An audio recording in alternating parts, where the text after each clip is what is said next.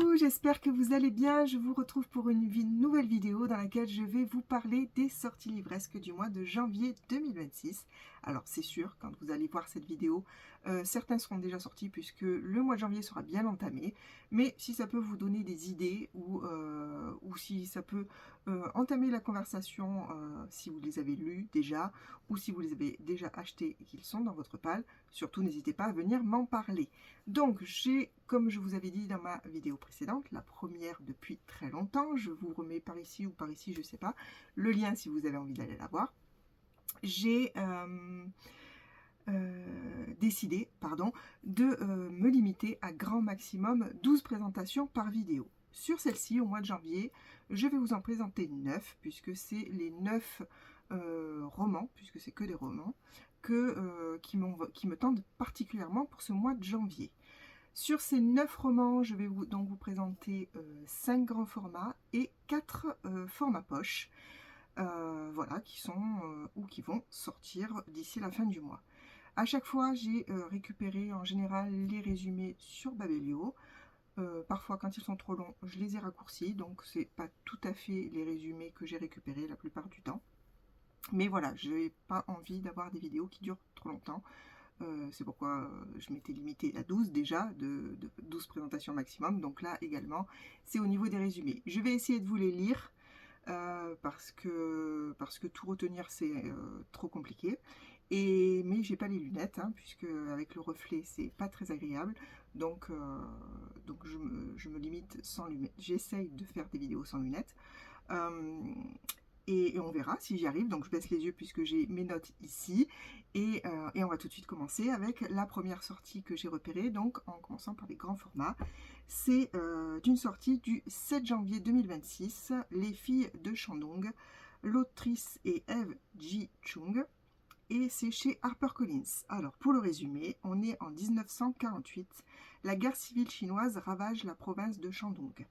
La famille Hang s'enfuit, abandonnant aux mains des communistes Hei, sa mère et ses sœurs, considérées comme des bouches à nourrir. Affamées sans le sou, elles entreprennent un périple jusqu'à Taïwan.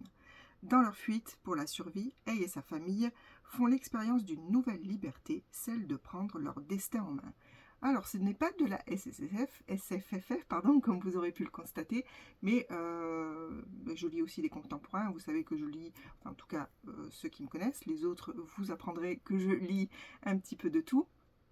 Et du coup, il m'arrive de lire du contemporain et j'aime en général la culture asiatique, donc ce genre de roman est tout à fait pour me plaire. Ensuite, je passe au 8 janvier 2026 avec Flamme and Fury de Michaela Bridge chez Nathan. Alors, on part à Sandor. Les courses de phénix sont aussi lucratives que mortelles. Kel, 17 ans, est une talentueuse dresseuse.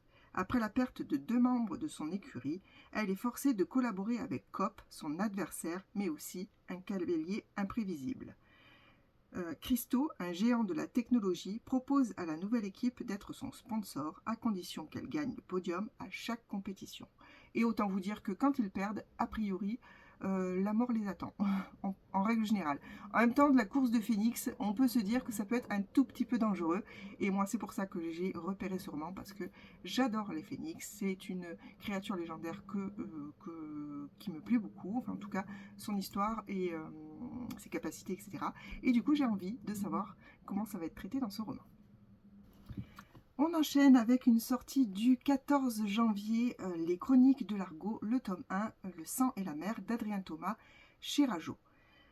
Ici, on suit 4 mercenaires qui embarquent à bord d'un navire extraordinaire doté d'une technologie interdite. Ils doivent rapporter la Toison d'Or, une relique dissimulée au-delà des mers dans une cité réputée inviolable. S'ils réussissent, le prince Jason qui les a recrutés pourra prétendre au trône d'Iokos. Monstres avides de sang, concurrents sans scrupules, mutants et automates, les périls sont nombreux. D'autant que, sous le pont, chacun cache son jeu et poursuit ses propres desseins. Alors clairement, la partie embarquée sur les mers, un peu pirate, alors là c'est pas des pirates, c'est des mercenaires, mais ils vont certainement un petit peu le devenir. Ça me plaît beaucoup, et puis on est sur un roman d'Adrien Thomas qui est un auteur que j'apprécie beaucoup, donc voilà pourquoi j'ai sélectionné ce roman.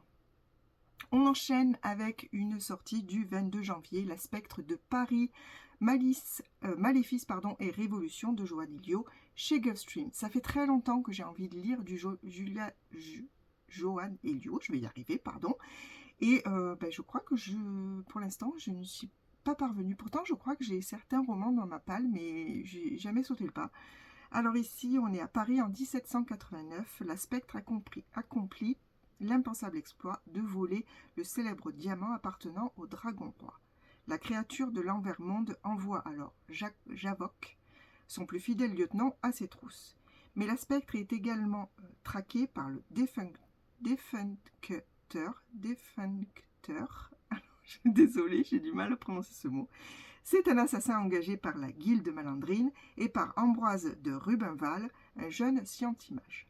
Mais ce que tout le monde ignore, c'est que ce crime qu'elle a commis pourrait bien précipiter l'humanité dans le chaos.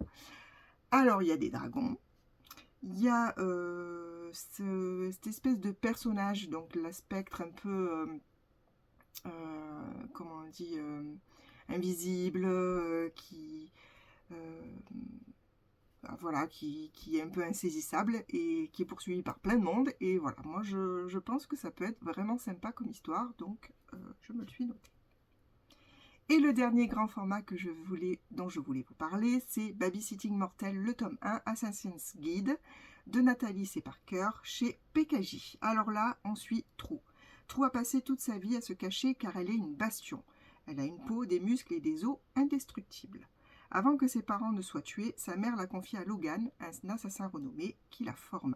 À 17 ans, même ses amis ne connaissent pas son vrai nom, ni son talent. Au cours d'une banale séance de babysitting, Trou se retrouve nez à nez avec des assassins. La jeune fille s'enfuit avec le bébé attaché à sa poitrine et de très nombreuses questions. Et nous aussi, on se pose de très nombreuses questions et c'est assez original d'avoir cette babysitter qui s'enfuit avec l'enfant dont elle a la garde. Et voilà, je trouvais ça un peu marrant et un peu original, donc pourquoi pas essayer ce roman. On passe maintenant au format poche que j'ai repéré. Le premier que je vais vous présenter sort le 7 janvier, donc on fait un bond en avant, enfin un bond en arrière plutôt. Et c'est un roman que j'ai dans ma palle en grand format. C'est une autrice que j'apprécie particulièrement en tant que personne. Je n'ai encore jamais lu ses écrits, mais je sais qu'elle a une plume très poétique. C'est pourquoi j'ai très hâte de lire son roman. C'est Plein ciel de Siècle Volban qui sort chez Big Bang, donc en version poche. On est sur l'île de la Nébuleuse, l'opéra Plein ciel fait la pluie et le beau temps, et chacune de ses représentations se doit d'être parfaite. Née dans une famille de masques, Ivoire peut gouverner les objets, donc elle met au service d'un prestigieux atelier de couture. Mais lorsque son talent de dompteuse de ruban est remarqué par la maîtresse jouée de Plein ciel, Ivoire est forcée d'abandonner son quotidien tranquille pour emménager à l'opéra et plonger dans ses coulisses où la vie se mène à un rythme effréné. Voilà, j'ai très envie de découvrir cette histoire comme je vous le disais. On se passe ensuite avec une sortie du 8 janvier, qui est enfin un livre de science-fiction, puisque jusqu'à présent je crois que je ne vous en ai présenté aucun.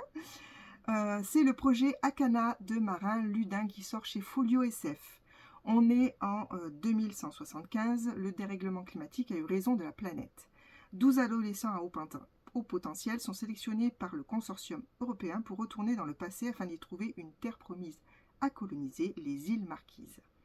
L'une de ces ados, Rim, rencontre le guerrier Moana en 1592, alors que son peuple est sur le point d'être anéanti. Quand le consortium rappelle les siens, Rim manque à l'appel. Il envoie alors ses forces spéciales éliminer le jeune couple et ses alliés. J'aime beaucoup les histoires de voyage dans le temps, et là j'ai envie de savoir comment c'est traité, parce que le résumé m'intrigue bien. On passe à une sortie du 15 janvier, donc on est toujours sur les poches, avec Dark Gravity de Christian Clément chez Pocket. C'est encore un science-fiction, enfin. Cette fois, il y en a 2 dans les poches. Imaginez un monde où la gravité terrestre s'est inversée. Une base militaire secrète aux États-Unis, des chercheurs jouant aux apprentis sorciers, un incident aux conséquences apocalyptiques. Sur Terre et dans l'espace, une poignée de survivants tentent de sauver le monde et ce qu'il reste de l'humanité.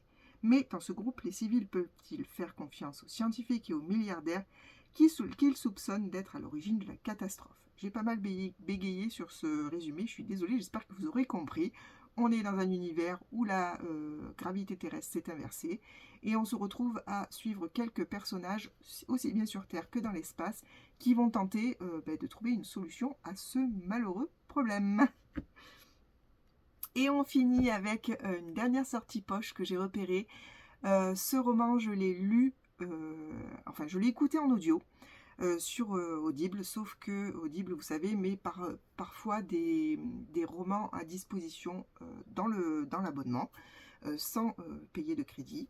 Et celui-ci, le roman, a eu cette promotion, sauf qu'ils l'ont arrêté avant la date limite à laquelle qu'ils avaient noté, ce qui fait que je n'ai pas réussi à écouter la fin.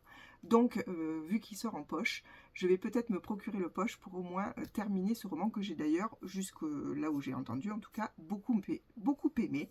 C'est La vie invisible d'Adi Larue de Vie Schwab, je sais pas pourquoi je mets un S, qui sort chez Lumen en version poche. Une nuit de 1714, une jeune femme avide de liberté scelle un pacte avec le diable.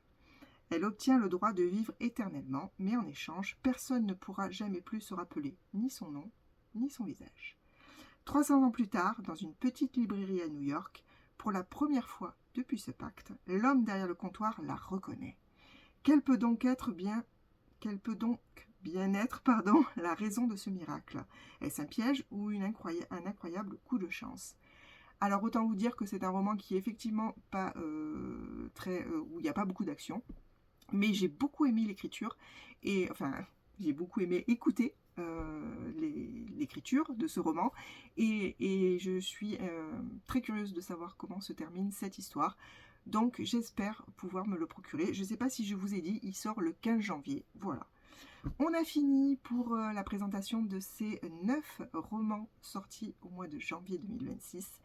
J'espère que ça vous aura donné des idées de lecture. N'hésitez pas à venir me dire ce que vous avez envie de lire, ce que vous avez déjà acheté, ce que vous avez déjà lu pour, par exemple, les poches, si vous avez lu les grands formats, ce que vous en avez pensé, et pour qu'on puisse échanger sur le sujet surtout. Voilà, j'espère que vous allez bien, j'espère que vous passez une bonne journée ou une bonne soirée, et voilà, je vais m'arrêter ici. Je vous remercie d'avoir regardé cette vidéo, je vous fais plein de bisous et je vous dis à très bientôt pour une prochaine vidéo. A plus!